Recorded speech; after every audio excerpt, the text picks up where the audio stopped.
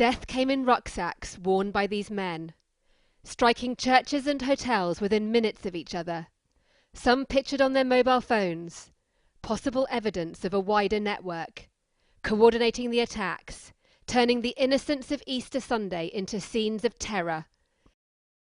2 days later, Islamic State said it carried out the bombings, releasing this video of suspects pledging allegiance to its leader.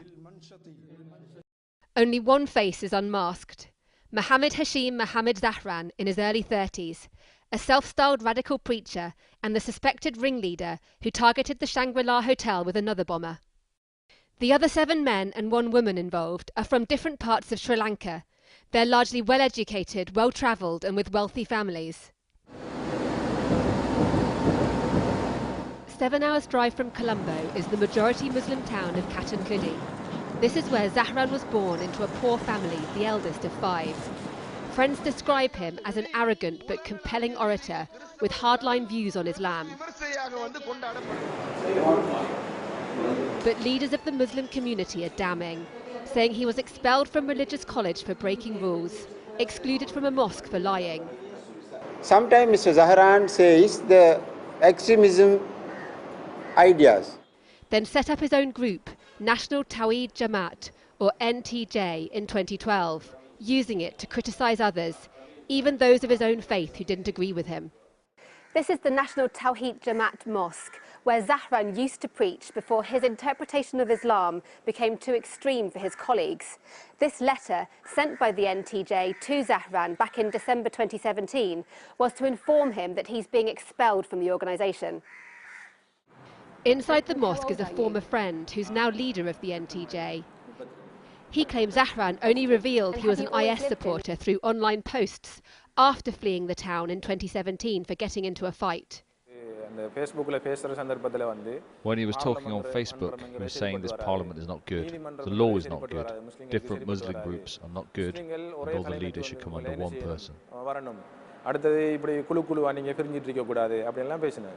And what did you think when you first heard the news that Zahran, your old friend, was actually the supposed ringleader of these bombings?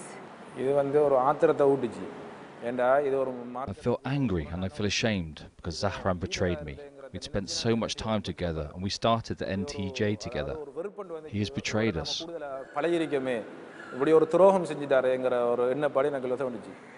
A couple of hours after speaking with us, Mohammed Tawfiq was arrested by police in a raid on the mosque. Officials have linked the MTJ and another group to the attacks. He denies the claim. Zahran, ranting over the internet, was on the radar of Indian intelligence for his radical views, but wasn't hunted down by Sri Lanka. Instead allowed to transform into a suicide bomber, resurfacing here at the Shangri-La Hotel to kill. A second man, Abdul Latif Jamil Mohammed, aged 36, studied engineering in the UK and did a postgraduate in Australia. He blew himself up at a guest house. Pictured looking at his phone, posing as a guest at the 5-star Taj Samudra Hotel, Abdul Latif's mission didn't go to plan. Something went wrong with the detonation charge on his backpack bomb, forcing him to leave, change clothes and retreat to the outskirts of Colombo. Checking into the low-grade Tropical Inn, then seen as he tried to visit a mosque said to be sympathetic with the NTJ. 4 hours later, Abdul Latif returned to the guest house. The second time he came inside, he was laughing. He smiled at the receptionist. So he seemed relaxed? Yes. He went to the room, and then the receptionist heard him lock the door. Around 8 minutes later came the blast. Investigators believe he was trying to fix the bomb when it went off, killing himself and 2 other guests, reducing this 1-story building to rubble. Police were already monitoring this son of a tea trader from the central city of Kandy. Abdul Latif had 2 passports and travelled widely, including at least 2 times to the UK, possibly also trying to reach Syria. Next to 2 sons of a wealthy spice trader, 35-year-old Mohammed Ibrahim Inshaf Ahmed hit the Cinnamon Grand Hotel. and his brother Mohammed Ibrahim Ilham Mohammed, 32, struck the Shangri-La. A woman called Fatima was married to one of the brothers. She died in a bomb blast during a police raid on the family home in the Demetagoda suburb of Colombo. Mohammed Ibrahim is the head of the family, a respected businessman who owns Ashana Exports, now under arrest as US agents help the Sri Lankans examine his house. This neighbour has been a friend of the deeply religious family for decades. He last spoke to the father on Good Friday, saying he seemed normal. Even right up to now, we can't imagine how they ever became like this. Suicide bombers, because they had a good wealth to live and they have a good education and all that background.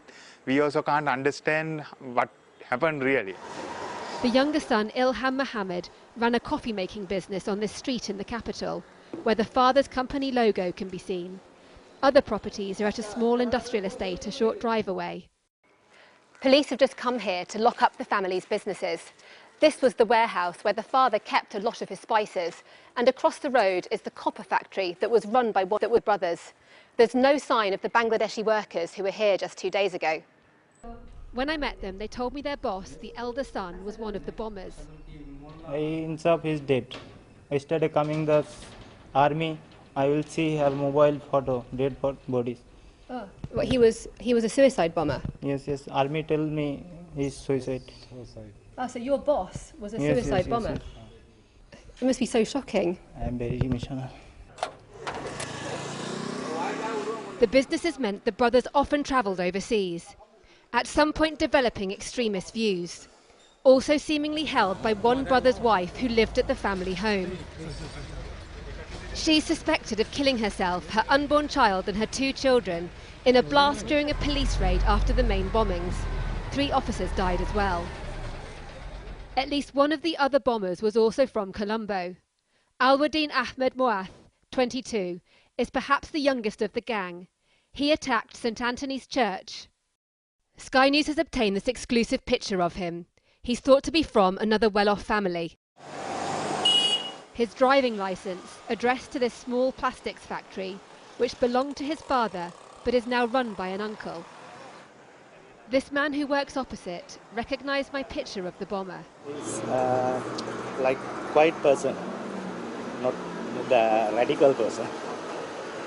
So are you surprised? Yeah, actually I'm surprised. Little is yet known about what made such a young man inflict such horror on so many at this church. 2 more bombers have been named locally as Mohammed Mubarak Mohammed Assam, who hit the Kingsbury Hotel in Colombo, seen here looking jittery just before pulling the trigger. And Achi Mahamdu Hastu, who carried out the bloodiest of the bombings at St Sebastian's Church in the town of Negumbo. He's pictured patting a girl on the head as he strides towards his target. Last is 34-year-old Mohammed Nazar Mohammed Azar, from the same hometown as the group's ringleader. They were friends. He targeted a church in nearby Batticaloa. This footage tracks his final 7.5 hours. At the top of the screen, a bus carrying Mohammed Azar stops in eastern Sri Lanka at just after 2 a.m. on Easter Sunday. A rickshaw gives him a ride to Batticaloa, an hour's drive away. He leaves the vehicle and walks to the front gate of the mosque, clutching 2 bags. At 5:42 a.m, the gate of the Jami-us-Salam Mosque is opened. Mohammed Azar walks in, leaving his deadly luggage inside the building, before joining worshippers to pray, seen here on the right rolling up his tracksuit bottoms. Slipping away early, praying alone between 2 plastic chairs, then heading outside in a change of t-shirt. Speaking on the phone, walking slowly, seemingly scoping the area around his target. It's now only minutes until the first suicide bomb goes off in Colombo. He returns briefly to the mosque before his final departure, striding casually, stepping over a cordon, on his way to kill. Images of the attackers illustrate their coordination and training. Identical rucksacks, baseball caps to hide their faces, a change of clothes to conceal their tracks, pictured on their mobile phones, possibly receiving instructions from someone else. The deaths of these bombers are by no means an end to the threat. A complex investigation now underway, looking at the group and the wider network. A raid last week uncovered this bomb-making kit and an IS flag. A source told me Zahran may have trained scores more bombers. 2 of his brothers, pictured here, and their father, blew themselves up after clashes with the security forces. More than 100 people have been arrested, including this man from Katankudi, found with the same kind of IS robe and scarf as the bombers. Others remain at large. No one here believes that Zahran was the mastermind of the Easter Sunday bombings. They say he must have had outside help. But there is one unescapable fact. This small town will forever be linked with one of the world's worst terrorist attacks, and suspicions remain that others could do the same. Black and white flags mourning the victims line the streets. As the focus here turns to reconciliation, Muslim preachers addressing a Catholic congregation, united in grief and condemnation, hopeful that time will heal.